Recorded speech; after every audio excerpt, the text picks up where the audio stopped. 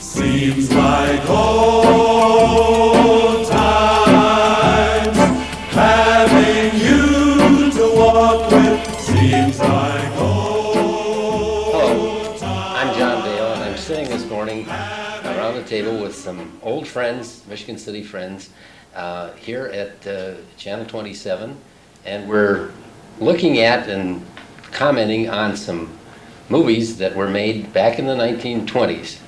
And we want to put some voice to the otherwise silent movies that were made in those days by Carter Manny Sr., and we have on my right his son, Carter Manny Jr. And we'll let Carter set this up and tell you a little bit about the background of the movies, and then we'll hear from some of the other old-timers around the table. John, Carter? don't you want to introduce the others first? All right. Harry Frey at the end. Harry Frey, Ken Dry, Dude Calvert, Carter Manny Jr., I'm John Vail. So Carter, All right, take back over. to me. My father bought a Bell and Howell camera and projector, I'd say about 1922, 23, something like that. And Dad was always one to fiddle with new gadgets. And this was kind of like a toy. I can remember as a kid growing up, and he would buy certain films, like the Lindbergh thing that you will see, and he had things out of the inkwell that the original cartoons that Walt Disney did, and he would buy these little, 5-10 minute sequences, and that was kind of family entertainment for a while.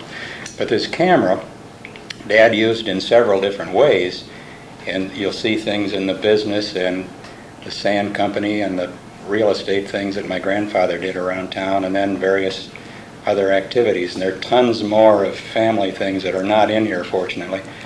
But the films take place, I would say, primarily from about 1923 or 4 up until, the Depression era. And I think the culmination of Dad's film work was the Flim Flam movie that most of the people in the town have now seen, that featured Dr. George Krieger as Flim Flam. That was done, I think, about 1928, and it was primarily done as a rotary thing. It all had to be filmed in an hour after the Rotary had their meeting. I think was on Wednesday afternoon or Thursday, and then a lot of the thing was dubbed in later. And I remember at the time there was one other person who had a movie camera in town, Phil Sprague Sr., who had the Hayes Corporation, had come to town about 1920, 21, and he also had a camera. And in the filming of the Flim Flam movie, they used a child's wagon, probably my wagon, as a dolly, and Dad would ride on that, and they would shoot these things down Franklin Street, and another person would come along with Phil Sprague's camera, and they would load that and hand off to my father, and when he would finish one, it only would hold, I think, 100 feet or 200 feet in the camera. So it was a rather kind of a major operation that had to be done, and then it was all spliced together later. Well, these particular things we're going to see now that John showed me last night, gosh, some of them that I don't ever remember having seen them before, but some of them I do. You'll see a lot of cameras moving too fast and up and down, and things happen too fast. I think it took a long time before my father realized that a movie camera is something that you should hold on a spot for a long time, that you shouldn't move it around too much. But with those asides, I suppose you might as well cut in and start rolling. Well, let's roll them.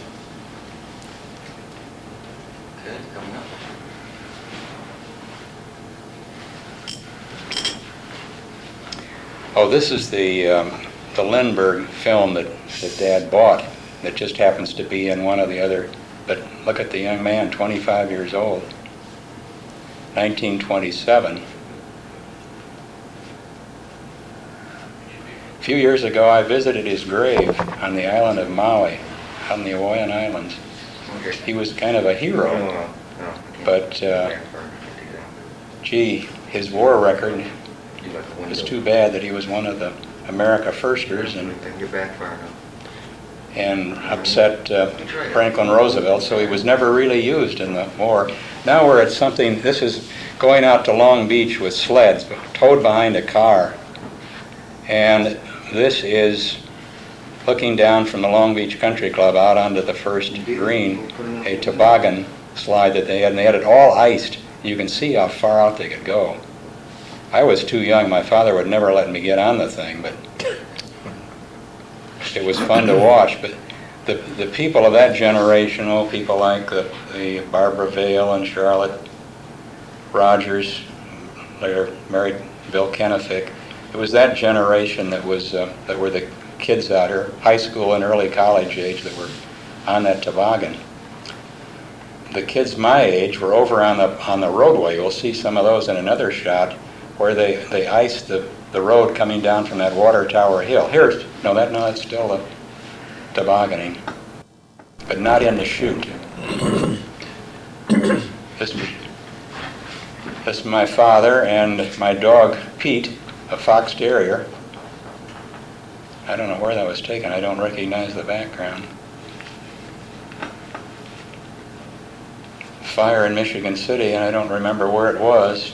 There were some spectacular fires in those days. I remember when the Henry Lumber Company burned, and gosh, also the Holman Barn in our neighborhood, and that was a spectacular thing that had the town talking for days and days afterwards. What year did the South Yard burn? Does anybody Gosh, remember I don't that? know. Must have been about 1930, It was maybe. in the late 20s. Maybe in the 20s. And they found that it was somebody that was arson. This is in Von Sponge's house where Captain Eddie lived, that people in this day and age would know. And my dad used to keep his horse out there. And Sundays, a group would ride. People like Mr. Arndt, and I don't know who that particular one Frank was. Garrettson and Ralph Dean. Yeah, that's and, right, yeah. Was this the house on East Michigan Street? Corner Yes, of Risky yes, Risky Von Avenue, and Michigan. East Michigan Von Boulevard. Sponge built that. Yep. Oh, I think he did. I'm not sure that he built it, but he lived there. And then before he went out to Long Beach. I didn't know. And he had this wonderful automobile that used to fascinate me. I don't know what kind it was, but it looked like a racer. It was had a- this tapered I back. think a Kessel or Kissel. Kissel. Sorry, Sorry. Kissel. Yeah. Yep. Irish. So Kissel I never- car. Kissel car. Yeah. Big tires on the side, I believe. And high wheels. Yeah.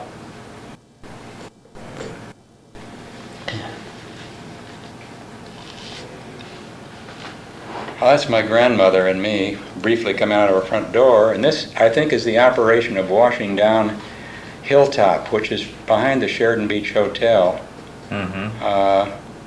We call it Where they Knob brought Hill when in- I lived up there in the 1950s. It was a higher dune, and my grandfather and a couple, they were trying to develop the property, and they got fire hoses and they washed it down toward Canada and took the top part off, and then built houses, which you'll see in some of these sequences later. That's looking over toward Yankee Slide, which is it's still there. Down to the right would be where the Ramona group is and that new Dunescape Club. Here you can see the operation of washing it away. There's my grandfather, who was William B. Manny. And I lived up there, 204 Washington Park Boulevard. Well, didn't Gatto do originally. some washing to develop in Long Beach? In Long Beach, they did, yeah. He may have. I think it was more Glidden. Glidden did it before Gatto got in there. My grandfather and a man named I. Spiro, who I never knew, did a lot of the development work in Sheridan Beach. And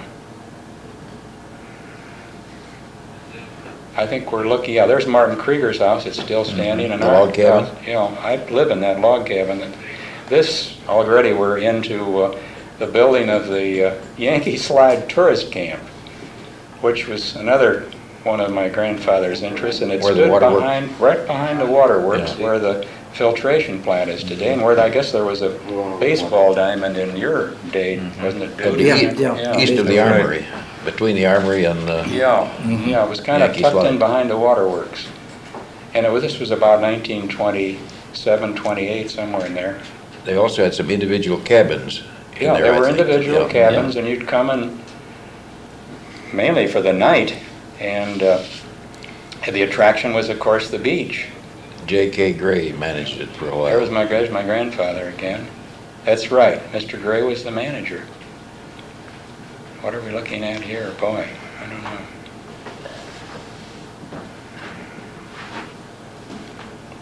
But I think it was in the day before, certainly before a motel, or even before the tourist. This is my father's Jewett with the golf bag strapped on the side and the rumble seat. This was kind of a, It's a we all sporty loved outfit. that car. That was a It sports sporty model. outfit, yeah. And there it is, it's a little more finished, the Yankee Slide Tourist Camp, right behind the waterworks. Look at those cars. Carport.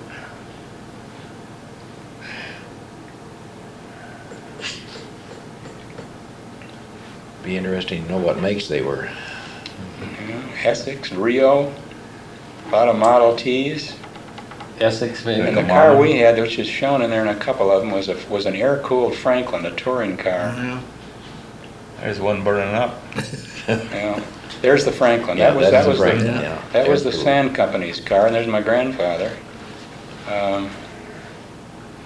It would kind of was built up high, and it would kind of go, was good to get through to get over to the Hoosier Slide when they were taking the sand away. I don't know who the man on the left is. My grandfather's the man in the center. When was this, about 23 or 24? No, this is a little later than that. I think 25, 26, in that range.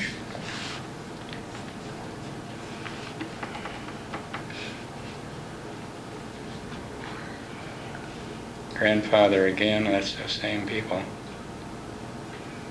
That's Eddie Everett in our neighborhood. Eddie Everett. Yeah. Mhm. This is Potawatomi, which Remember looks Eddie. not pretty much the same today. There are a few more trees there in those days. There's your And my dad. father, yeah, he had a portrait painted that looked like that, and I thought it was, and I think that's what he was aping, and he brought it to life. Potawatomi Country, no. No, this is Long Beach in Oh, yeah, 1929 when the 1929. big storm hit. October Yeah, Yeah. October of 29. 29. Just And before the crash Yeah, in the stock market people got crash. busy building seawalls and everything else, but there were a lot of houses washed in. 15 or 20, I believe, altogether. Yeah. But it wasn't the waves, it was the sand, the waves coming in Yeah, on yeah. behind the wall, Undercut. washing them out. And the lack of ice. Wasn't any ice that year. Didn't freeze. Yeah. Now Charlie Arntz didn't It go was down. too early in the year. It was one of Well, those Charlie had a fall seawall. storms. Well, Charlie had a seawall He was the with first sides. seawall, Yeah. right. He had the sides which protected it. Yeah. That house, I think, is still there. Yeah. Yeah, something. Sandbags going down. I think that's when people realized that the lake goes in cycles, Yeah. and It was in 19 and then they forget about it and build out there, and Yeah, then boom, they that's have the right. problems That's again. right. Yeah. John Burnham built his house right where the worst of this is, and John Lloyd Wright did the thing, and they put it on, it was a strand steel house, and they did it on steel pilings that went down way below the surface of the lake, so they never had any problem Also a in the good later seawall. years. And they later built the seawall, right? I don't know. I don't know who those gentlemen are.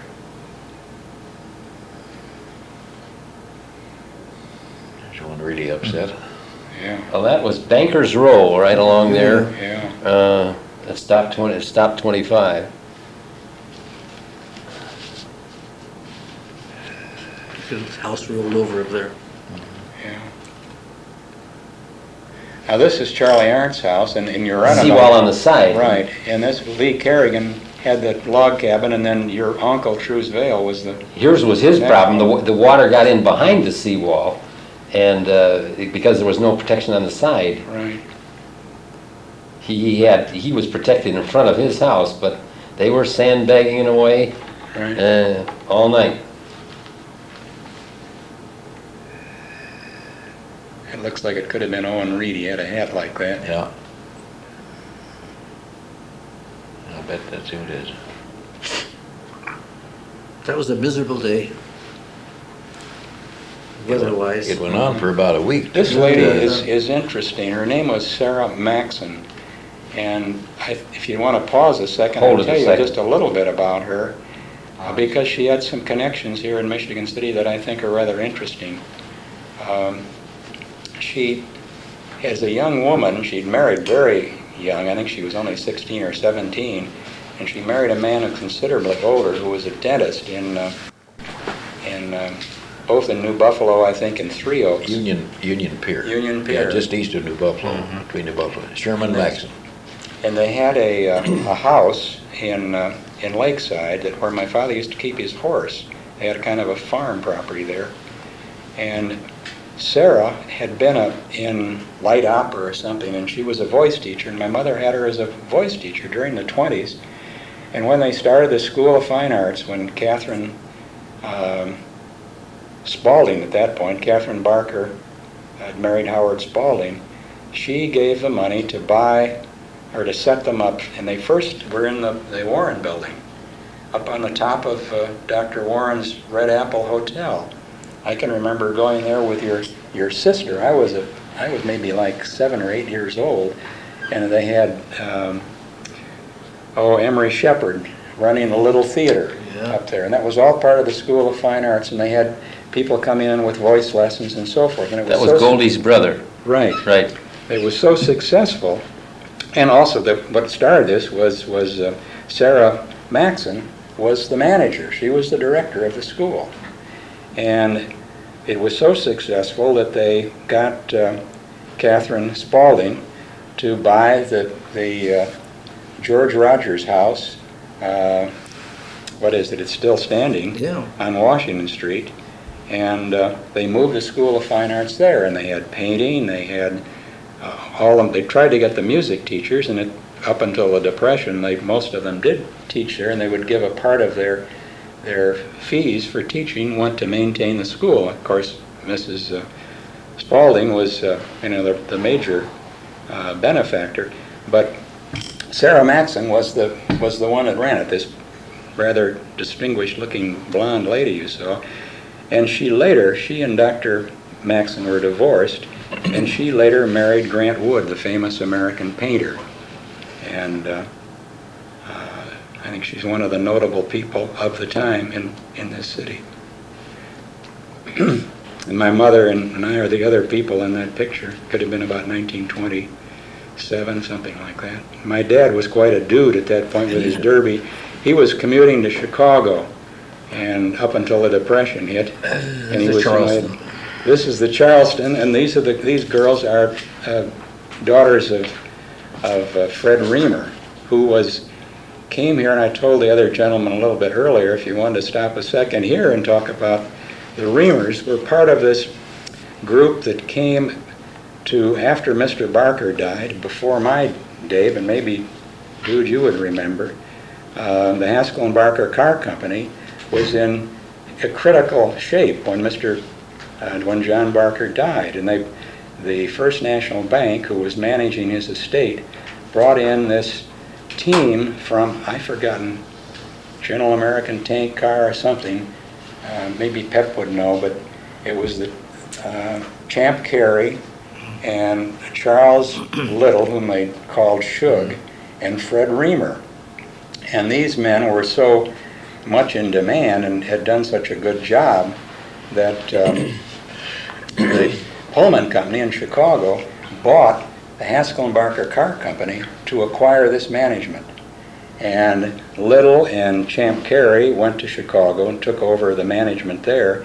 And Reamer, Fred Reamer, who you'll see in a second in this picture, was the man they sent down to Birmingham when Pullman opened a freight car operation in Birmingham, Alabama. So the Reamers were here briefly, and they were friends, and these two girls doing the dancing are Charlotte Reamer, and I've forgotten what the other one's name was, but there were two daughters, and let her roll again.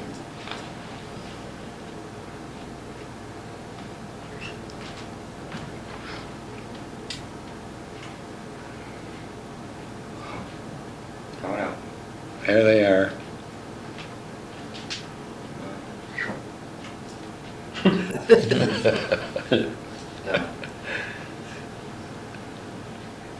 My father's now joining them in the middle. I think he invented a new This new is Fred step. Reamer, who was one of the key men in Pullman, or Haskell and Barker. And this is Ed Moran, the druggist. And it's on 8th Street, in our front yard. My father and Ed Moran and Fred Reamer. Where was the Moran That's looking drugstore? it was on right at 7th and Franklin. 7th and Franklin. Right. Later became Walgreens. What we're seeing now is a storm that washed in, that was in the Hoosier Slide, where Insull is today, where the Northern Indian Public Service Company is. That's a boxcar that's Yeah, going over. and into the this was part of the operation to remove the sand that went out of here for foundry and glass, Ball Brothers, and down at Indianapolis it was all going out as foundry sand. Now, this is right along the edge of the harbor, isn't it? No, this I think would be on the The lakeside. west edge. Oh, This man is Frank Linder, who married one of Redpath's, Major George Redpath's Redpath's daughters. Yeah. This is again on Lake Avenue, the Sheridan Beach Garage, where those new condominiums are, and on the left, the Sheridan Beach Hotel. And this is again on Lake Shore Drive coming down. That's still all there, through Fetter's Alley, or right on the right. Doesn't look any better today. Doesn't, well, coming into the park, there's the greenhouse. Boy, what a jumble. it's like he was exceeding the speed. Yeah, this is back in the Yankee Slide again. One of my father's things in Chicago, probably maybe the last one before the Depression hit, was this Thomas E. Cole Lumber Company, and this is on Lakeshore Drive in Chicago. 1138 Lakeshore Drive. That's They took probably over an old house, and that I was a must great say that hotel doesn't there, I look think. as wasn't good it? today, because there's been a 4-lane thing that's about beyond that in that park area. These are shots of a summer visit to my cousin Bill, they'd shipped off to Calvert for a summer. And this is down at Lake Maxinkuckee, I guess it is, isn't it? There's a lot of stuff here that we went for a summer outing at a picnic and to visit my cousin Bill to see how he was getting along. Well, needless to say, Bill got along very well. Is he still living? No, he died a number of years ago. There's Harry Crumpacker, the judge. And Bill comes up in the water. There he is, the little fellow there in the water is my cousin Bill. There he is again. You'll see some other shots. He was a character, and He never really lived in Michigan City in later life, did he? no, during he when he went to war, he found some gal who had a lot of money, and he never came back from New York.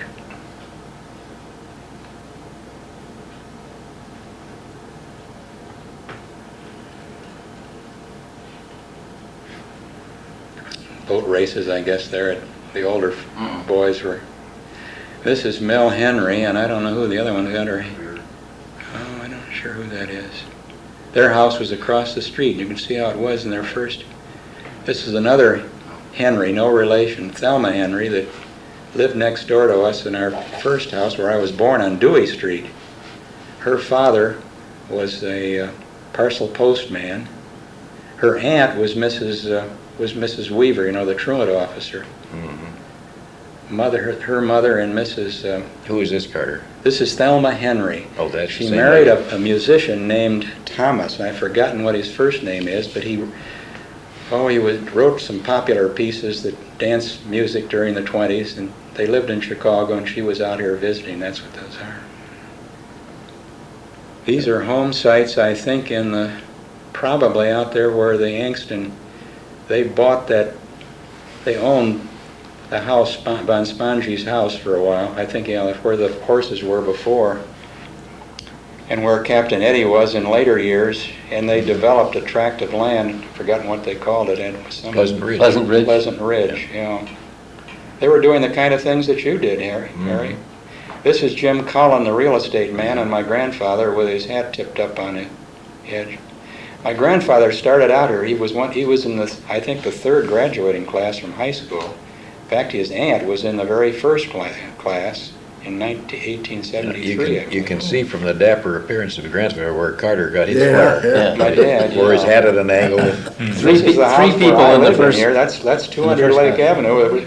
They found this log cabin and my grandfather moved it there after they washed the hill down. And they built a lot of stuff between there and the Sheridan Beach Hotel. Looking toward the lake. I don't know what that is. That's, Elwood Manor. $500 for a I lot. don't know. That's still right there at Lake There's the Avenue. old hotel. There's the Hotel, Spalding, garage. Lake I like that white picket fence. I wish that was still there, but there were, Granddad and this man Cullen built a lot of cottages there. And he lived for a couple of summers in the log cabin, but my grandmother died and he had no interest in it, and it was rented out for many years, and I came along and I got it and still have it. And I'm very happy with it. You recognize these houses in Long Beach. Isn't that the Zumphy house, or is that where the Fitzsimmons were that they added to? Helen Ramos, I think, didn't Helen Ramos and Boone? Yeah. She inherited that house, and you're seeing it there, I think, in an earlier version.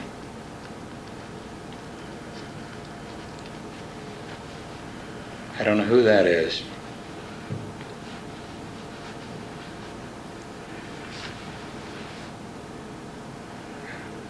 I think that's Long Beach, but I couldn't tell you where. Looks a lot like the Bloxham house.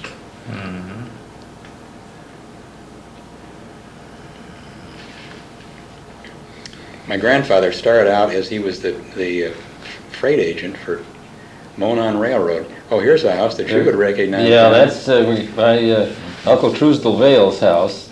We spent many happy Sundays out there swimming. And of course we saw That's the front of it. Barbara and her mother, Ines Vail. Ines Vail. My aunt. Look at that How bus. about that? Is it a city bus? I think so. Yeah. This is in front of Cullen's office in the Spalding Hotel. I think that's Cullen coming out there now. I don't recognize that man. Funny thing, Carter, there's never That's any... Jim Orr, I was just who gonna shared say, offices with Cullen. He incorporated our This is business. Roger's father. Yes, Terry? Yeah. I don't know some of the others there. I think that was Cullen.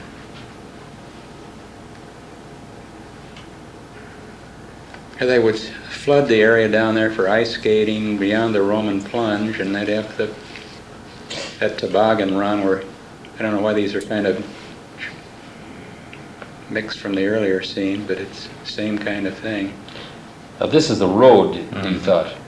Yeah, that was what the kids my age could do. We could have our sleds, and it was that hill that came down from the water tower, and they closed it and we always liked it because they would put water on it and you could really get a good run.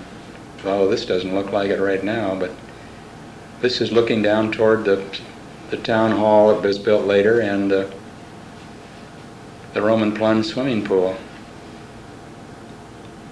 But this was big stuff to go out there from town. Again, Uncle Raj Cox, who you'll see in some of these things, was the one that took us out there. And my dad would never let me hitch on the Uncle Raj and his kids. You saw an earlier slide where they're hanging on the back of a car, and they would go all the way out to Long Beach. The kids would be towed hanging on the car. And my dad said, no, nothing doing for me. I had to ride in the back and look out, and I was really upset at that. That was great sport even in the 30s, Carter, but there got to be more cars, and it got to be more dangerous than it was in the 20s. We're looking out now. These are scenes taken from the top of the Warren Building, and that's the First Methodist Church. And we're looking over there onto Pine Street, coming to 8th Street. That's, I think, is 8th Street. Can't quite see Elston School. Yeah. We're getting around now to, that's the No, it isn't either. St. That's Paul's. St. St. Paul's. Paul's and St. John's. St. John. With Looking its up, steeple looking still south intact. and your St. Stan's way in the back when it had its full height, and the Presbyterian church that Burned down. burned down. And Washington Street, coming down Washington Street. And again, looking west. There was a Congregational church that just went by. No, That's Pullman. Pullman. that's yes, Pullman. you're Now we're right. gonna get the Yeah, there's the old smoke, yeah. Congregational church. the There old we gas are. tank Yeah. on West 4th Street. There's the Congregational church that still stands there. And the courthouse way off in the distance. I don't know what that big building is. It's the only building left down there. Yeah, that's again looking south.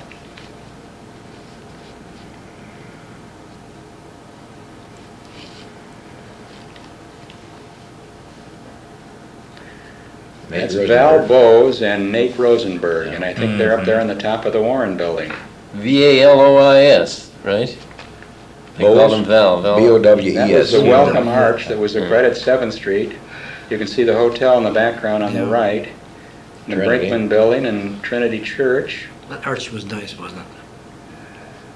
Yeah, I think it was a nifty idea, and I love those look at those lamp posts. And the Wish we George, could have them back. the went in George there. Loesch I think postcards.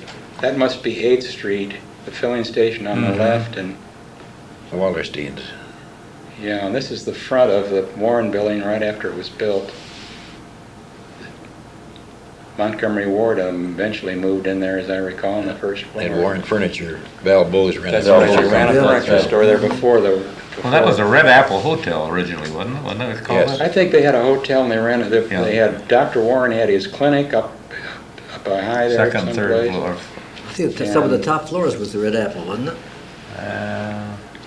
Warren's Clinic was on the top Maybe floor. the fifth, Now, this sixth. is from the Brinkman Building, Yeah. where my dad and grandfather had their sand business office there for a number of years. And this is taken out of the front window, Just or maybe for- up on the roof of the Brinkman Building, First door south of still the stands. Trinity Church. right? There's Steiger Hardware, which is still there. And you can see where the corner where the Merchants Bank is today is there's Steiger's again, which is probably the only thing right there recognizable. Junior Achievement is in there now. Look at that That was fire given to truck. them.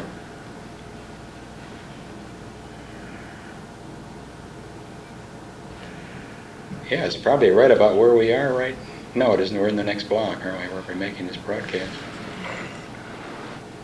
They march better then than they do I was going today. to say, Oh, that yeah, pretty I good think- formation there. They just walk today. Yeah.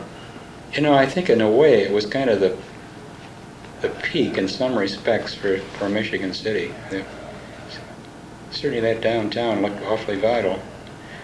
This is the end of the parade out in Greenwood, where as it still does today, don't they still? Yeah, there's a lot of space left there then. Go on Decatur Street. Yeah. And at the Dabbert Mausoleum over there, There's Uncle Sam. yeah, Uncle Sam and kids. I remember, I think I was too young for this, but decorating, putting those crepe paper on my bicycle and going in those parades. I suppose all of you do too. The municipal band. Was this still called That the was Ames probably the Band? H&B Well, that band. was wasn't the- I was going to say, Haskell and Barker. Yeah. Before that, it was the Ames Second Regiment Band. Gosh, it's had an over 100-year history. Oh, yeah. These are all World War I veterans. it? Yeah, you gotta see Fred Stern in a minute, I think. Remember, there was one person that always rode in these parades. It was always impressive. There's Fred right there. Oh, it sure is. That Yeah. sure is. It Fred definitely Stern. is. Fred Stern with a sailor cap on. Yeah. 101 years old now, and he's still living Incredible. with his daughter in New York. Incredible. He was a proud sailor. And how many years did he give the Decoration Day oration out at the cemetery? Yep. This is my father. He had a gadget where he could take pictures of himself, or he'd get me to run around and do something. I think is Bill Westfall. No, it's Frank Linder.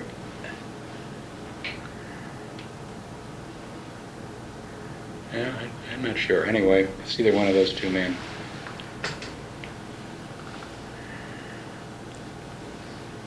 I think this is back on Hoosier Slide again, showing that one of the early operations, the way they did it, like says the old way, where the men invented and built up these high sides on a wheelbarrow, and they loaded There's the boxcars, Monon. and they would actually they went up even higher than that to load the open hopper cars that way. And later they abandoned the wheelbarrow thing and they went to Steam shovel. well, that was the last stage. The intermediate stage was, see that conveyor that's there? They had a conveyor that was motorized and they'd work it up. That's my grandfather. As the freight agent for the Monon, he was there for 38 years before my time, but he was always trying to work up freight business, and it was his idea to get in there and use the sand to build up freight on the Monon Railroad. And a number of others. Sam Taylor had an operation. And after World War I, they were kind of invaded by a lot of people from Chicago. Who was that, Carter? Walking down the track. I think that was my grandfather. Yeah, I was going to say this. He's there in the background. Mm-hmm. He at one time was city manager for Michigan City. I found some things recently. In 1922, the city was in bad financial shape, and my grandfather, apparently donated his services for about 10 months. And the articles that I've found in some material lately from 1922 newspapers, when he retired or he resigned, one of the things that they did was straighten out the water rates. Apparently, water rates, some people were not paying any fees at all, and some people were paying way too much. And they got that on a paying basis. They paid a fixed amount per month, and people let the water run and paid no attention to it. Well, he straightened that out about 1922. That was according to this article. That's Olson and Eben, They're looking jewelry. at a lot of those things the other day. The water department, which was your uncle's The bank is trust. savings Trust and bank. Savings Bank. And that building, no, that's gone, the one on the corner there. But that bank, you can see the First National in that block, and that's the block we're Isn't that talking the trust and right savings on the right-hand side? Mm-hmm. Yeah. now. I don't know who this With is. the water department. Yeah. Walter somebody in front of Is the, that Walter Greenbaum? probably could be. That's Walter Greenbaum. Yeah. All right, that's Yeah. what it was, then, all right. And he's the guy that really turned Michigan City around in the Right. 20s. They got, They what, sure did. 15 new Brought in all those industries. industries. Yeah. That's my grandfather again. I don't know who that fellow is. But again, what impresses me is how distinguished all these men look. You take a similar group today, Oh, yeah. they're a little more casual. Hey, Again, I don't know those men. But you can see the sign there in the background that said J.H. Orr and Company. Mm-hmm. That's Sarah Frances Orr, Roger's father. Bud. That's Rogers Cox. Oh boy, I'd love to stop and tell you a little bit about him. Well, isn't it? Isn't that? Nate He Rosenberg. was, not many people would remember him. you want to, I guess they're letting me do this. He came to town about 1920-21. His family from Cincinnati were the original owners of Bromwell Brush and Wire. And Rogers Cox, I called him Uncle Rog, and his wife was Aunt Franny. He was related to the Mellishes that owned the Bromwell Brush and Wire, and they brought him here as a manager. And he was really a wonderful man with children. He was probably in his 30s when he died before he was 40, but he didn't live much after these pictures. But he would do things with the boys in the neighborhood. He had two sons of his, well, three sons, but the two that were my age, one a little bit older, Rogers Jr., that we called Junie, still calls himself Junie, and one younger than I, Tom. And we were bosom buddies. We lived across the next door, but there was an alley intervening. Uncle Rog did things like, in running this Bromwell factory, and maybe that's why he didn't last too long, he made wooden swords and guns for all the kids in the neighborhood, and we had a thing called Cox's Army, and we would march and do all sorts of things. And he also built a wood fire truck out of using wagon wheels, and we'd push this thing. And I can remember one of my vivid recollections is on pushing this after school one day when we had our fire hats on, these little cardboard red hats, and somebody called out the window that Lindbergh had just made it. So when you saw that picture of Lindbergh, it called it to mind. But Uncle Roger was the kind of a person, he'd pop popcorn on Saturday afternoon, and he'd come in front of the fireplace, and he'd put the popcorn on newspapers on the floor, and we'd play chickens, and we had to bend over and pick up the chicken, pick up the popcorn with our mouth, I remember. And he would read Tom Sawyer and Huckleberry Finn, and then he would tell us ghost stories. Now, my parents didn't approve too much of the ghost stories because I would come home scared out of my life. And another thing he did, which I think is worth relating, he had an old Cincinnati custom, which much later I was down there, and I guess they were still doing it. They would gather up Christmas trees right after Christmas, and we piled them in a vacant lot next door to his house. And then they would torch them off, I guess at 12th night or some particular date. Mm-hmm. And we kids, I have to tell you, this must have been, I was maybe 7, 8, 9 years old. I walked into alleys in this town that I didn't see till much, much later, because I remember going out as far as Ames Field, and that was like going to the moon and back in those days, dragging old Christmas trees that were thrown out in the alley. But we piled them all up there in the lot, and we had some older kids, Eddie Everett and some of the that lived there in the neighborhood, and they had this big mound, and Uncle Raj came forth and torched it off, and it went whoosh, and it was this enormous conflagration, and it was that windows went up around the neighborhood, and my mother called me, and other kids were called, and my mother got my dad to come home from work, and the fire trucks came, and oh, what a neighborhood commotion to put this fire out, because these dry things were flying through the air, and of course there were only wood shingles in those days, and everybody was concerned about fire.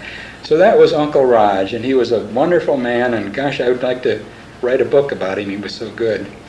Let's go back and roll it again. But he was here only briefly. I think they left in 1928. As I say, the family decided, I guess, that Uncle Raj did not do. There he is. There he is. He looks like a little pixie at that. Mm-hmm. Yeah, he was a great fellow.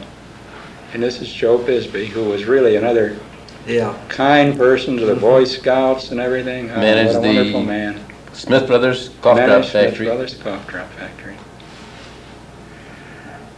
His wife Jessie was as funny as a crutch. Just. Was it tense? Was that Lawrence, I suppose? I don't know. If you speak up, because I'm not sure who these people are. Grape juice. Grape juice. Just shows you how quick things are gone. Yeah. You know, if my aunt here at Crumbacker was here, she'd rattle them off for my father. That's George Rogers, I think. Mm-hmm. Nat's father. There's George Cox again. Could that be Frank Garrison? Look, I think that was.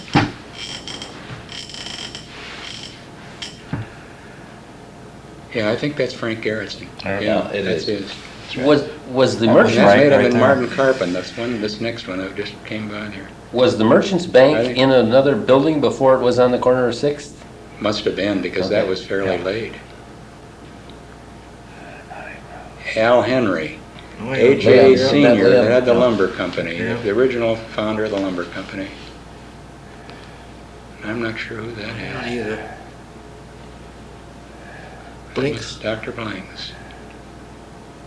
Dr. Who? Blinks. Oh. Blinks. Mm-hmm. Oh, there was Crosby going in. Howard.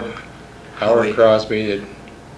There he is. Yeah, there he is. Office equipment. Oh, and the famous Martin Krieger. Yeah, MT. Martin Krieger. The wonderful mayor of many Who's that at the back terms. there? Darn, we know exactly who it was. I think, well, I don't know who that is.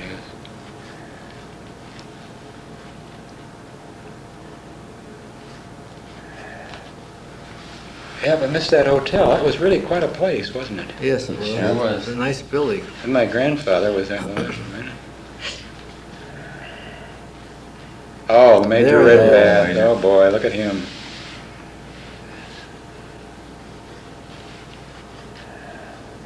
Nate Rosenbergian, isn't it? Or isn't it? I'm not sure. He was short, wasn't he? Yes. There's Moses Moritz.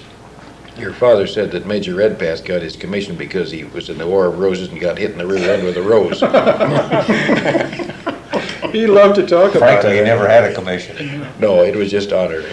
I think he gave it to himself. That's my grandfather on the left. Russell Kramer's store was along there, and then later Walt Leverance had a store there, and Yeah, Walt wasn't there then. Mrs. was he? Warkentine was on the That's corner. There's Leon A.J. Kramer. Henry. No, that's again. Henry. A.J. Henry. He looks Yeah. like Leon Kramer.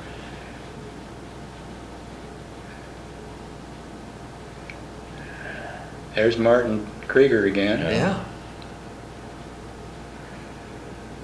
Spalding was the center of activity. Mhm. Yeah. Sure was. Everything.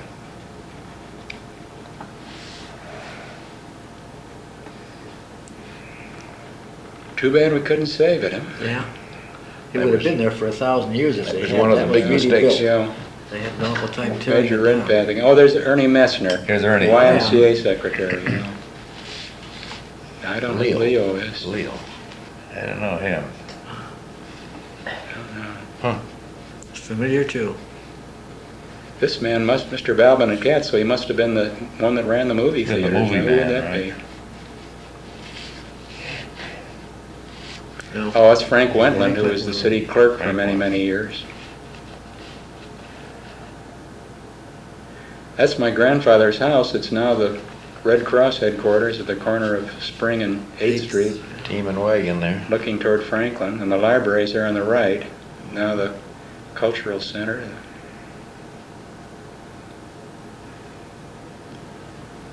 Central School, the front yard of Central School with all the wonderful elm trees that George Ames planted back in my grandmother's day. She told me about George Ames going there one day to school when they gave him a gold-headed cane. And this is Armstrong.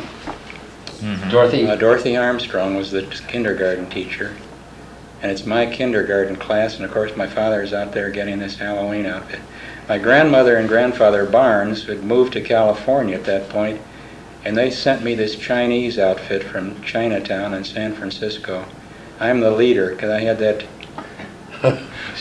Chinese hat on. I suppose because my father was taking the movies, they put me up in front. Dorothy Armstrong was a wonderful teacher. Yes, Yes, she was. Beautiful red-headed lady. Yes. Taught many generations of us. She had a real love There. for children. Underneath there are probably a lot of people we would still know that are still around.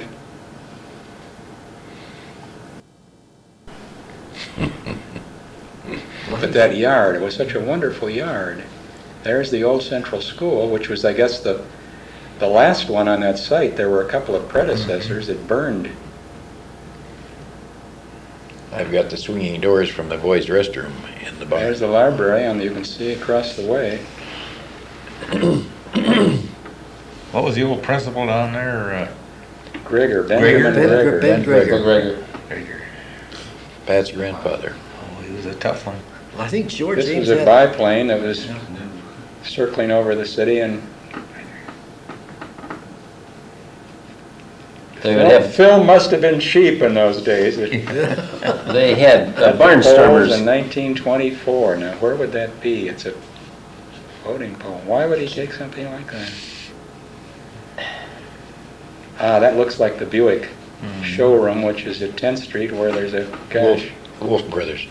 yeah, Wolf Brothers. Wolf, that was up, Mhm.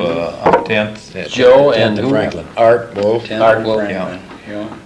They went It back. was a great building. Yeah, they went bankrupt. The Depression hit just after they built the building. The second and third floor, they stored cars. Everybody would go to Chicago and store their car there and then take the South Kunkel for Shore. They had a ramp that prosecutor. went Yeah. upstairs. Kunkel later was he Warden. was the warden of the prison when the Dillinger gang got Yeah. out. Right. Lived next door to us. Yeah. Louis is their son. Good Again, friends. looking down Franklin Street. Looked pretty good, didn't it? Elston School. I think that was really the first school in town. This is a great school. My father went there briefly. I did too. You went there too, from the beach. You came in from the beach. No, That- no, I was in town. You were in but town at that point. That'd be about 1910. Fourth and Pine? Northwest corner of 1910, Fourth and yeah. Pine. That was really built too. It was I a went from solid there granite to, went from building. there to Central. Here again is our fancy There's a Hewitt roadster speedster. with a rumble seat.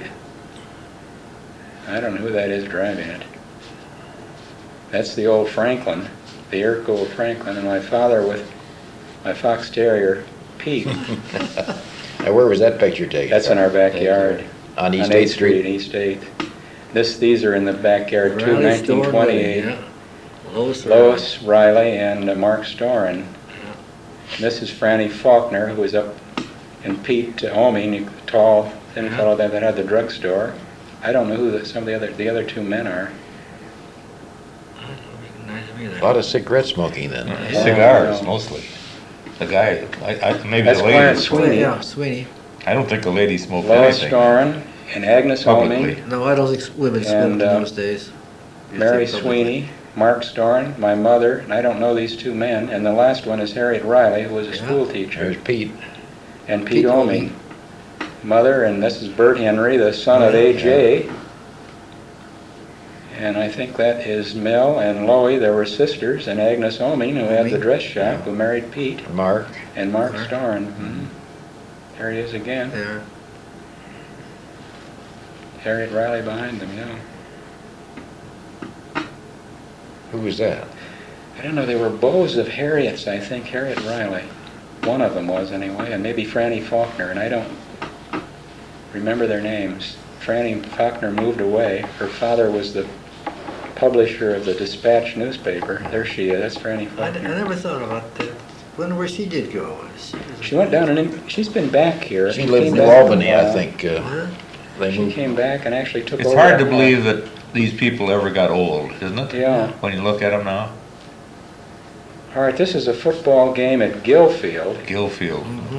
which is where the well, it's behind the high school. There's a Still couple of called that, trees isn't that it? look very familiar. Still called Still that, call isn't it Gillfield. I think this is 1925. There's an earlier one of 1924. What's that tower in the background that showed up? Yeah, I was wondering too. I don't know. It's a tall barn. There was a barn that was 3 stories tall back there, very high. And you just see the top of it. We thought it was a water tower. I but don't it think this is Gillfield. I think It- it's somewhere else. It may be Well, there's Amesfield, some- It's Amesfield, right. but what, That was a what's the railroad. tower? The railroad tower. The water tower. Water tower. Yeah. Maybe you're right, you may be right. We Amesfield. finally I got it. guess this is the Amesfield one, and when did it say, 1924? Yeah. Yeah, we're looking toward Franklin Street now. Could be. John Crumpacker was on the team. I think that was the reason for my father being out there to take it, and he made a point of, yes it is, that John Carstens is the water boy. John Carstens is what, 80-some years old today? Mhm. 80 or 81, something like that. Andy Gill, you City can High see with a School. cap on.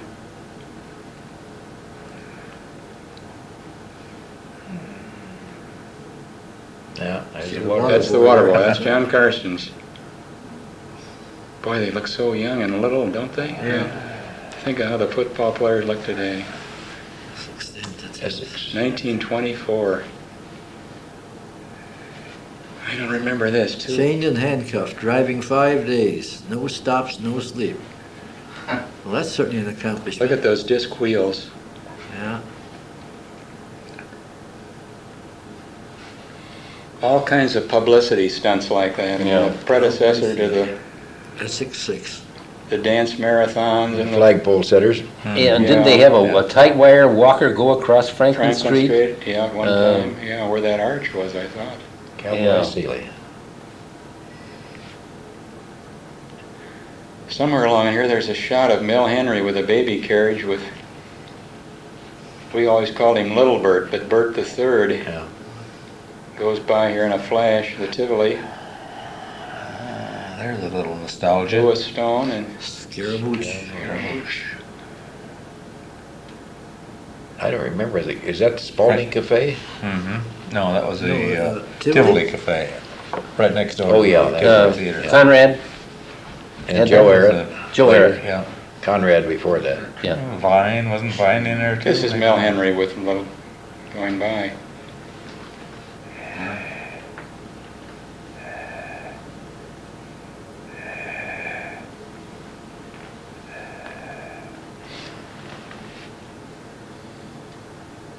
Boy, what a way to make a living, huh? Look at the bus go by. Too bad there are no streetcars.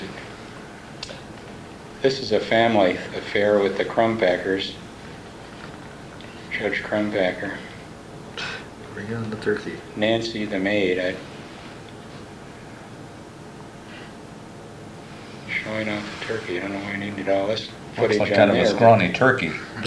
Yeah, it looks like it's pretty well done, doesn't it? There's Judge Crumpacker, Yeah. Harry Crumpacker. Gosh, and why the formal clothes? I can understand that. That's me. And this is my cousin Bill.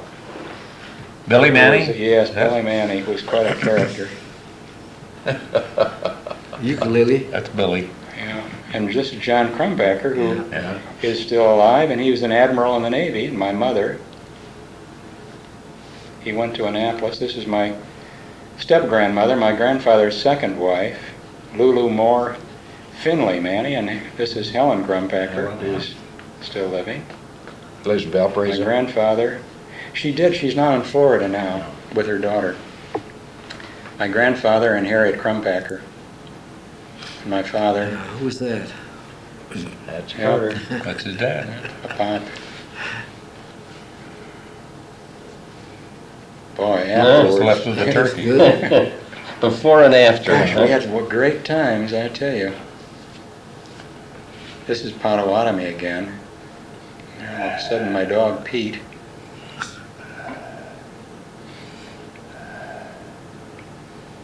Mother, front yard.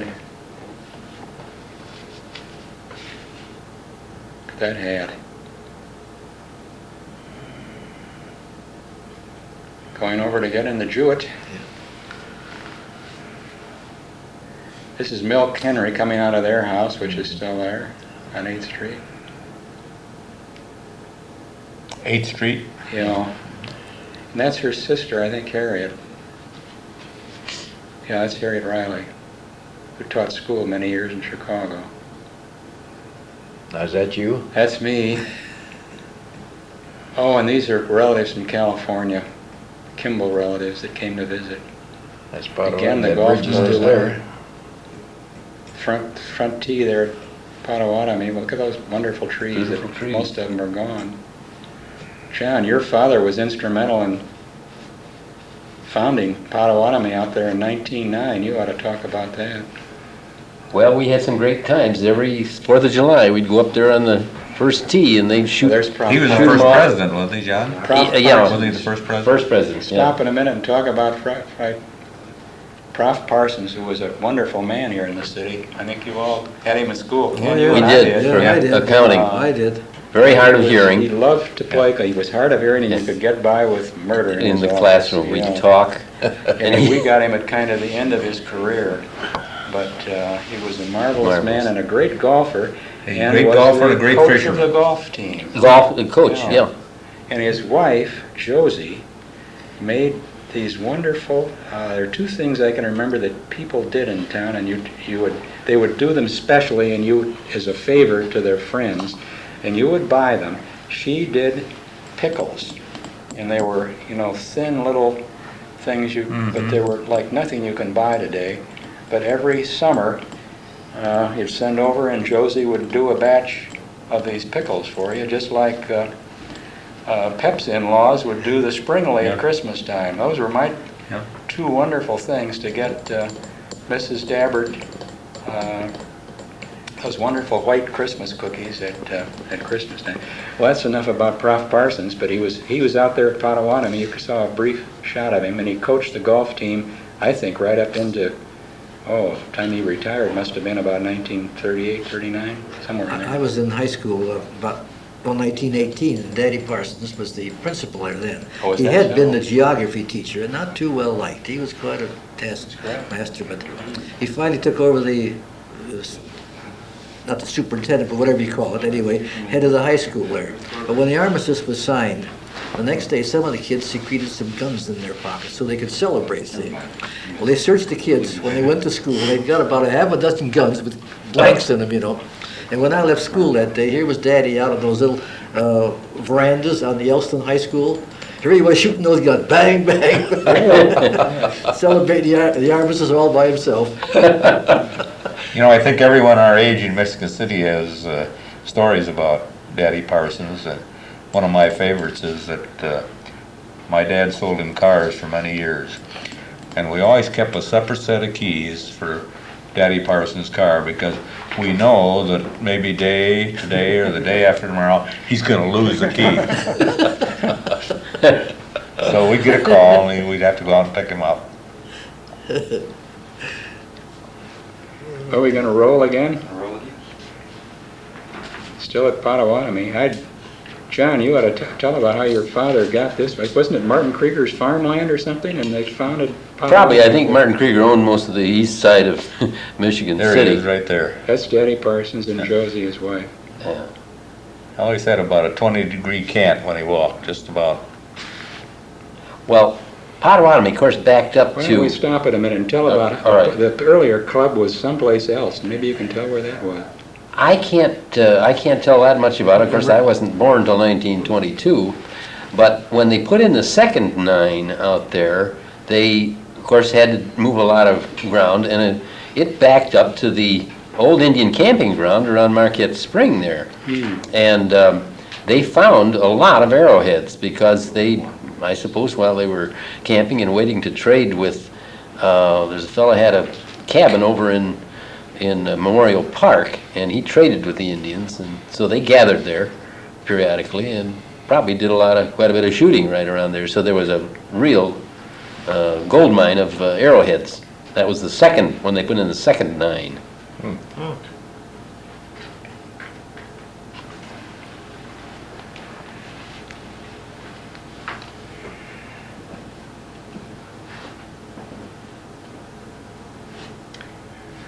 I think that's my mother on the far right. He was a strict teacher, that Daddy Parsons. He was pretty rough. My father was selling something to the tank car company over in East Chicago, and these men, they have no connection to Michigan City. He had a note that who they were, but they didn't mean anything to me. Otto Bohm, Marion Taylor, and a man named Weiss. That looked like the hotel in Marktown. Have you ever known about Marktown in East Chicago? I know of it, but I don't. It's a story in itself, but Yes, it's really, not. most of they're trying to turn it into a landmark today. Look at those cars. Mr. and Mrs. Ward French, I don't know who they were. It's obviously coming out of our front door. My mother in the back saying goodbye to them.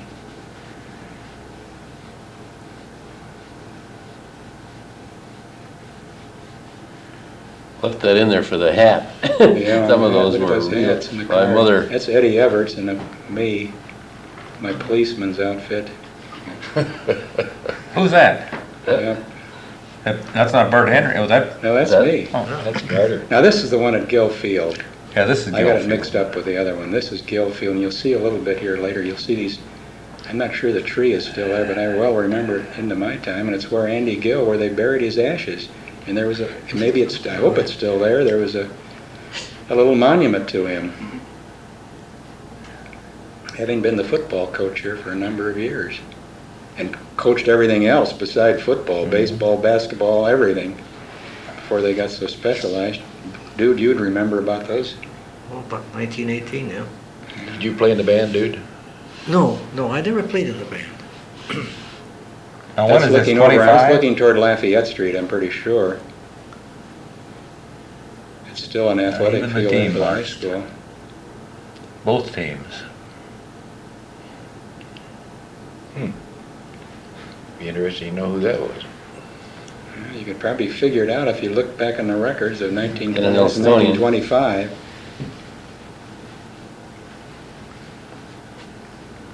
Hey. Now there are the trees. Almost Those got away. trees over there to the right are where Andy Gill's remains are.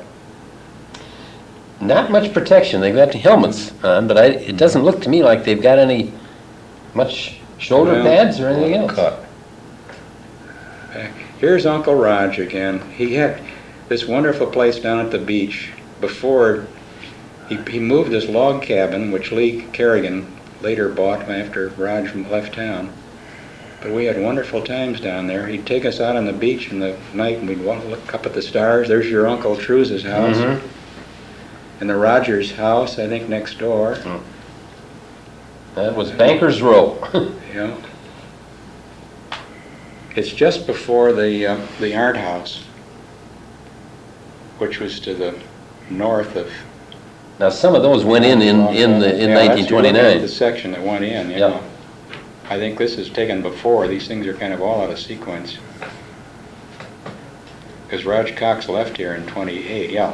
You can see the log cabin and then the spot of Orange Shangri-La or the Swiss Chalet, but it's not there at that point. Did they move the log cabin up and put it on the other side of the road eventually? No, they found it up Michigan someplace, and he rolled it down here on rollers and set it there. But it was on this side of the road always. Lee then bought on the Lee other bought side. after Oh, yeah, Raj- that's right. On Built the a south house. side of Built a Picture house Drive. Yeah, on he Yeah. bought the other house. Right across the road. Built the other house, yeah. Gosh, I don't know who these That's are. AJ, isn't it? AJ Henry? No, I No. don't recognize it. No. I don't know him. Couldn't tell you who they are. Cigar holder. It's obviously coming out of our front door. Like a pilot, almost. And I don't find it in the list. That is Julius Lon, 02. I do too have the list, because there was a thing here where they had a progressive dinner party with LaPorte people in 1925. Charles and Julius Lon, they had a bicycle company in Yeah. LaPorte, and Julius married Florence Steiger, Steiger Hardware's daughter, That's right. George Steiger's Yeah. daughter. Kent? No thanks. And these are the Elmer Kreidlers and the Lee Osborns and the Norman Want some more, dude? Rothenfellers, and they're all LaPorte people. Put a hit on it. But I couldn't tell you, outside of Julius Lon, who they are. That's Mother, and the last one coming out the door. Look at that hat and outfit. Did the Lawns have a jewelry store here? No, They were in Chicago, in LaPorte. They were pioneer merchants over there. I think they started by dealing in skins and things. Oh. That far back with the Indians. yeah, I guess so. They were old timers over I there. remember I got a bicycle present from them, and then they kind of went broke. And he came over here, and for a few years, ran the hardware store with Harry and Will Steiger. No. There's Rose Myers, Mm-hmm. Jean Myers' daughter, and Harriet Crumpacker. That's Hazel Kerrigan. Hmm. That's Frances Cox, Aunt Franny, and Belle Miller, Fred Miller's mother. Yeah. And this is Anita Krieger, Verbuchen Krieger, married Dr. Emil Krieger and my mother. And it was her birthday in 1925 on March the 11th. She was 32 years old, something like that. 32, yeah. That was quite a group. Verbuchen, but didn't he run the hotel or here? He ran the hotel. He was the first manager. Right, Of the Spalding? Yes. right. And was Anita that? was his, Verbuchen. one of Oh, his yeah. daughters. Yeah. Nell A Henry. strict old German, as I remember. There's Ada. Either that or Dutch. That's Hazel. And Francis Cox at the end. Looking across 8th Street, that George Paglow had that little house there much later. I don't know who lives in it now. Kenny Yankee lived in it in my time, and his aunt, the Vosses, lived on the corner of the house on the right. Is that the Jewett? That's the Jewett again, and oh, did we have fun with that rumble Pretty seat. fancy car. That rumble seat. That doesn't look like me, that's somebody else there in the back. No, it is, that's me, I guess. What's it I there, guess about it's me. 1926? 25, 26? 25, 26, yeah. You can see, I don't think Lafayette was paved at that point. You can see there were tiles out there for it.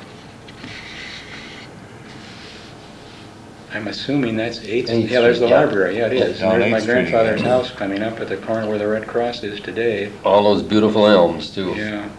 Oh, they all went. There's John Crumpacker and the Jewett. And Helen, his sister. Yeah. And I'm in the back with the Crumpacker dog, an Airedale. That was hot stuff, I'll tell Yes, it you. was. That was John was just about to go into the Naval Academy at Annapolis, and he went on to become an admiral, I visited him in the Still in Peaches. the service? and he lives in Florida, yes. He's retired now, of course. Oh, yes, a long time ago. His sister Helen, who's also living, there's the judge, and Harriet Crumpacker. John In front was, of their house, which is still standing behind the library on Spring Street. John was commandant. My cousin Bill in the Jewett, and in back, my cousin Mary Jane and her friend Edith, Mary Edith Garrettson. She lives up in Michigan today. John Garrettson's sister. Bill, never at a loss for Real something to ham. do. Well, he was a- Mug the camera. Never mind.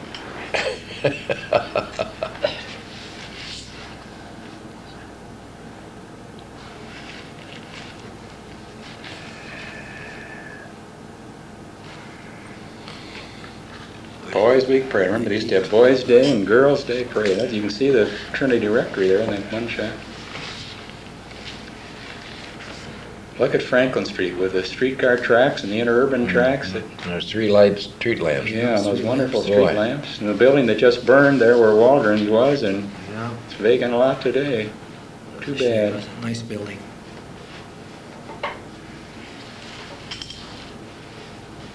But I hope there's not a fire. Look at those fire trucks. those street lamps were sold for scrap during World War II. Now people pay, Oh. His premium Charlie prices Armstrong, for $700 he led the production. parade, didn't he? And Red Oh, Path, yeah. didn't they? Weren't they? They always came down the street on the horses to strutted their stuff. Yeah. And the municipal band again. Yeah.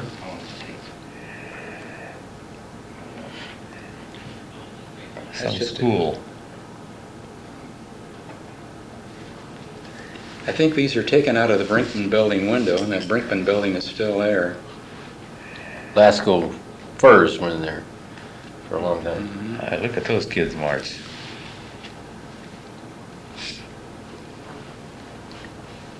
I don't ever remember being in that. They stopped it by the time I... Did you? Were you in a What year Boys' was Day? this? 1925. 25, no. Look at the horses again. 1925, let's see. You would have been, I you could have would have been in been out that of parade school. because I would have been a naval reservist at that time. You'd been out of school. Yeah, we were still feeling the impact of militarism at that time. Mhm. Your brother Pep could have been in this. He would be about his age for that, right?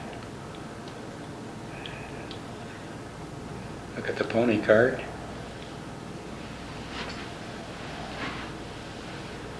I know, gosh, film, as I say, must have been cheap because Dad shot hundreds of feet of stuff like this that gets pretty boring after a while. Although it does show some interesting background things. Yeah, we edited some of this down.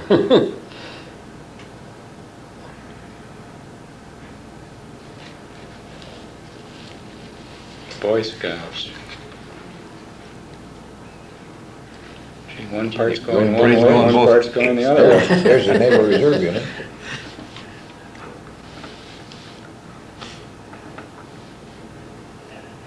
I've always remembered that marker. See that marker in the center of the street? Didn't the policeman used to stand on that? Was it a race? Well, it was something that kind of defined where you'd had to turn around that. This again is in my grandfather's backyard with Mary Jane and one of her schoolmates, a girl named Fran Scudder. And Bill now is a much older fellow. Yeah, these are years later. This is He hadn't changed any. Teresa Naparella, and this is gotta be they make them. 1933. Yeah. Yeah, I know Dad was awfully upset about that. Boy, and look at the size of me. Holy smokes. Hey, you were in pretty good shape. Ooh. You're a little overweight and gray there. Yeah. Going out to Dad had this Model A Ford with the golf bag strapped on the side. And this is during the Depression.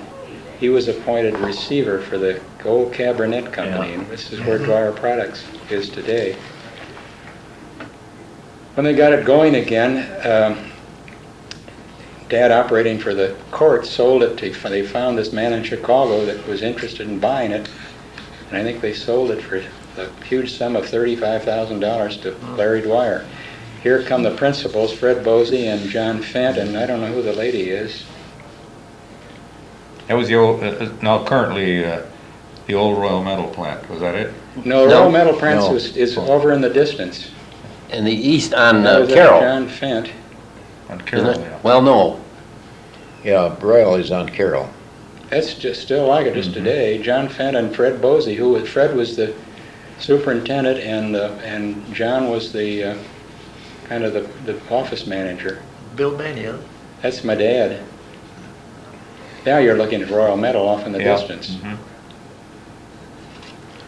Yep. Oh, that's very much the same today. Did Irv Solomon start that? I think Building. he did. Started Royal Metal, or Norwin Franks was the one that did the Cabernet Corporation. Ah, and that's my friend Willie Kilgore. Wonderful guy. Boy, that's a top-heavy outfit. Again, looking out of the Brinkman What window. decorations. Mm-hmm.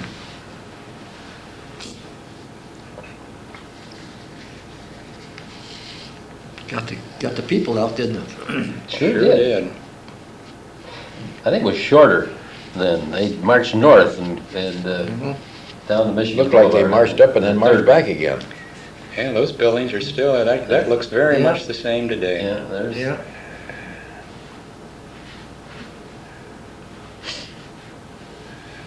I've got to say that paving the street, boy, wasn't that a wonderful thing to put that back? I'm Oh, yeah. so pleased. I think everybody else with how it turned out.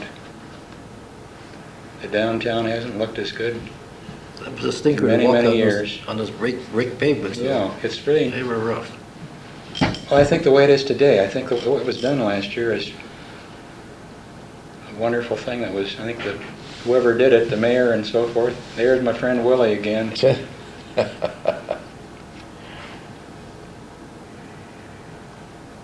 That was a storm looking from our front yard down toward Franklin Street on 8th, where the bend there. April 2nd, Nothing different about 1925. that. 25, No. I think. They still have them, don't they? 25 or 26.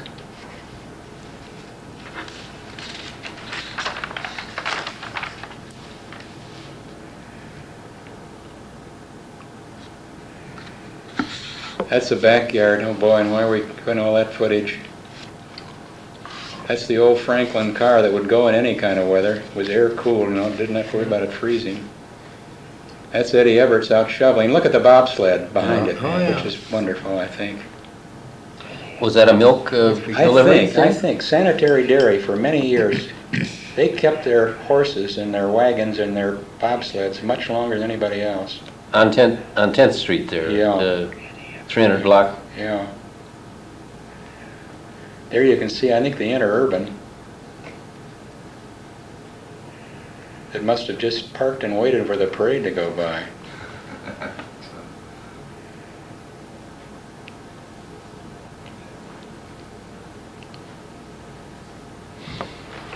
Be pretty hard to run that many abreast today down Franklin Street. Hmm.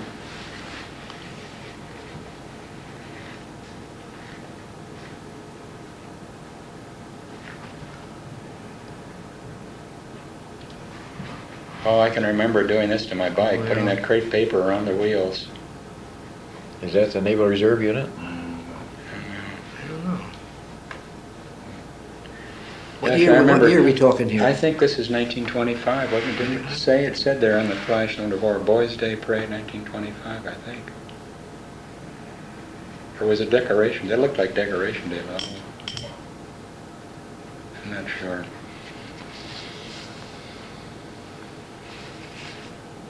I remember coming home from one of these parades with my bike all decorated in the 20s, and it was, I think, Memorial Day Parade, and Ken Holden, who married the Ruth Burnham, was an ace in World War I.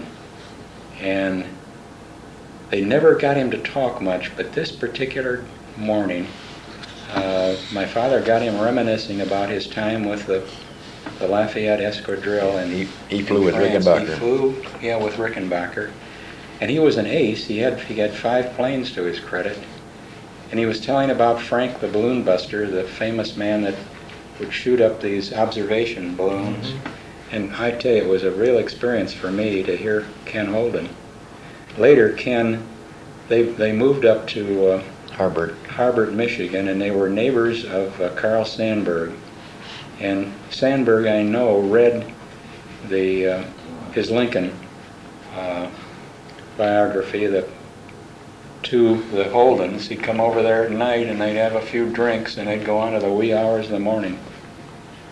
Johnny Weissmuller, the famous Olympic swimmer, hit the Roman plunge in Long Beach. Of course, that's long since gone. There's a brief shot of Johnny later.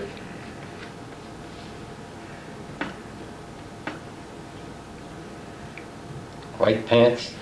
This was in vogue at the time, wasn't it? I mean, these kind of You know? swing places, but they, I think this they're all lasted up gone until now. after the war, and it I don't became think such a I bad. don't think the kids can swim today like we did. I don't know. I never did learn to swim very well. I remember later years talking to Jim Sprague, who was a friend of mine. Jim claims that he was in this picture with Johnny Weissmuller, but I don't pick him out. We looked at it last night. And the notes on the can that the film came out of said that Agnes Oming is here, and this would be before she was married. I've forgotten what her maiden name was. But if you see a good-looking young lady, why, it's Agnes.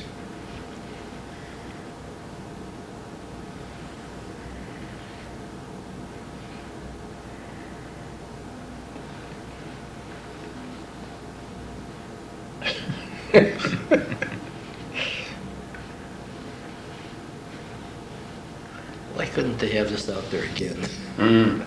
Yeah. Well, I think they finally tore it down because it was such a health hazard. I mean, they didn't Yeah, have I any suppose. filtering equipment in those days. Everybody would go in there and come out with an infection of some kind. You know, Russell Miles was the cameraman out there. He had a Graflex in these early days. Now, who's that? And I wonder, I don't, probably the Long Beach policeman. I don't know what it would I be. wonder what became of all those negatives that he must have had. Russell Miles during the 1920s. Where do you think this is, Carter? Oh, there's Johnny Weissmuller right there. Yeah. You can tell. You Oh, know, yeah. from the Tarzan movie. He, The first Tarzan. yeah. See if anybody can pick Agnes Oming any place there. There's the windmill. You know, that's kind of a landmark. He used to water the golf course in the water. That building still stands where the Elks. Mm-hmm. It was built as the Eagles originally, wasn't it? Or Yeah, No, it was originally. The Elks. The Elks Didn't the lost Eagles, it. didn't the Yeah, Eagles? I guess that's Yeah. right. I joined the Elks for Here's a $100. Notre 30 Dame days game. later, they They're starting out removed the from the initiation Barker fees. Mansion. You're looking across from the front of the Barker Mansion, across Washington Street. And here they're starting out for Notre Dame, going down 8th Street. You just pass the library on the left, Central School on the right. I think it's all cone tech. I think that's Lee Carrigan with the. Yeah, it looks like him. And this is in, this is 1925, and it's in their old stadium. They built the new one in 1930. That's before we had the relief road, and they all came streaming across 10th Street to Catherine get from Chicago to South Barker Bend. That's when was it took. Hickox by that time, and she gave them a lot of money to build that stadium. And of course, she got I think 10 years of a box right on the 50-yard line. And of course, she never went because she was living in New York at the time, and the this box would circulate to the That's all it. of Michigan City friends. So we always made the Notre Dame game. If you didn't, she passed it around, and gosh, I remember going at least twice a year, and sitting in this box was pretty great stuff, I'll tell you, to be on the 50-yard line at a Notre Dame game. In the days of Newt Rockney and, The Four Horsemen. George Gipp. yeah, the Four Horsemen, I think, weren't they a little bit before? I'm not sure. I think in the time that I remember, the people like, Stool Rayer. the great big, who later became a wrestler. Joe Scavoldi. Joe Scavoldi. Yeah. Built a house next door to the He next Burnhams. door to, up there in Harvard, right. He was a great big Yeah. fellow. Oh my gosh, and also a man named Frank Caridio, who punted a ball like nothing. I even see today, that man could kick the ball almost the length of the field, and it was this beautiful spiral. He later went out, I think was the coach for someplace in Iowa. And There was one other person here in Michigan City that kicked a ball like that, Bill Vergain. Yep. You remember Bill? I was just gonna say, Yeah. He could kick it He was 60 yards every time. Yeah. Incredible. He And- kept us and- in many games. We'd be back on the 2 or 3 yard line, and he'd kick it down to the other end and of the could field. put it down in the corner inside the 20-yard line. He did that a This was couple in of high times. school. Didn't he Yeah. play basketball too? Yeah, he sure And he did. went to Purdue, and I think he was hurt playing football, and he never really panned out in college. But in high school, he Yeah, he kicked a was- ball like today a professional. He was Maybe about better six, than he was about professional. 6'4", as I recall. Yeah. Yeah, A he was big big, guy. tall fella. In those days, that was big. Yeah, Powerful- real big. Powerful legs. Yeah, he had his arms out, and Coach Ellis was standing under his arms, I think, just about, because Lauren was not I that think he tall. was on that team that went to the basketball Went to the team state, that went yeah. to the Yeah. state. That Yeah. didn't quite win it, but I think he was Yeah. on that team. Floto, Burrow. Yeah. Yeah. I have a couple of interesting pictures going back to this generation, if you'd like to take the time of it.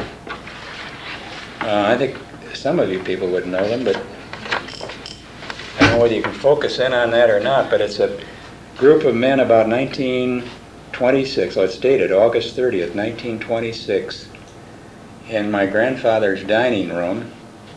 And starting from this side, I think this is Bob Grafton, the famous painter who lived in Michigan City and married a Michigan City woman, lived out on Cool Spring, right across from, well, no, it was the next block from you, John. Well, it was the same block. It was Same on the block. corner of Tilden and Right. Cool Spring, yeah. And he was one of the leading characters of the city.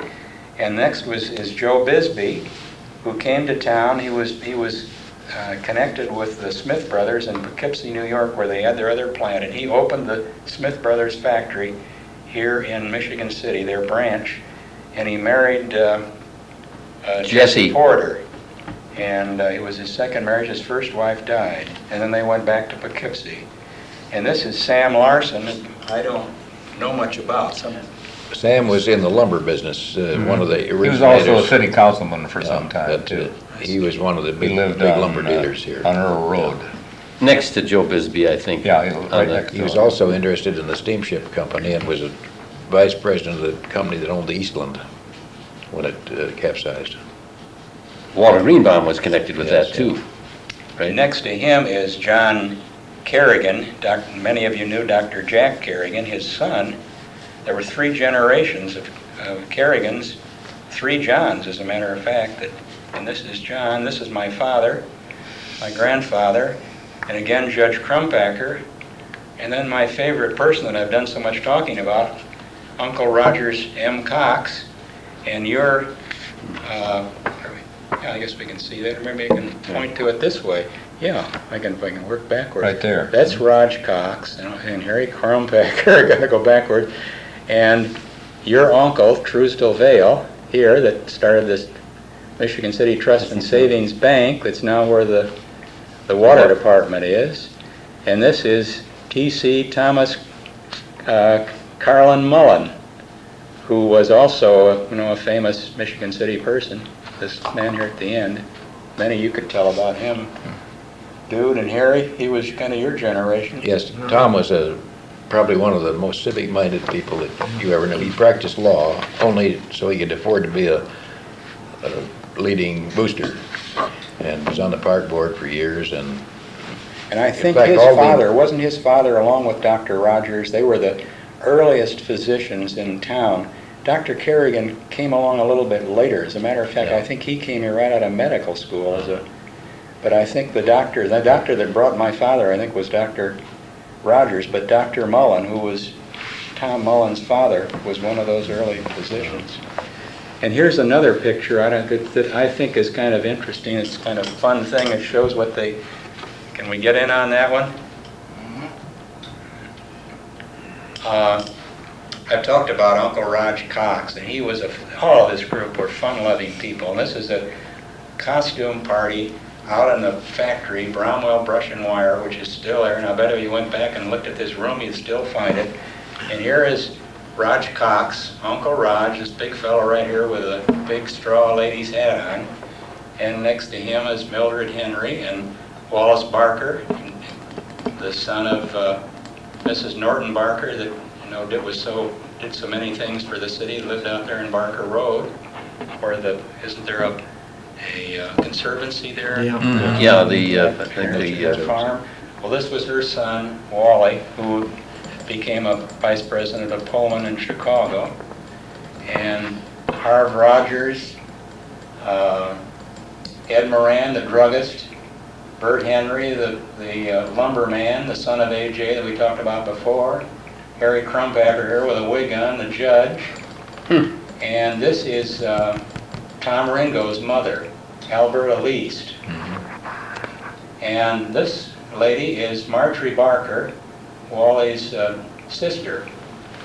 And a person named Joe Throckmorton that I didn't know, but I've heard the name many times.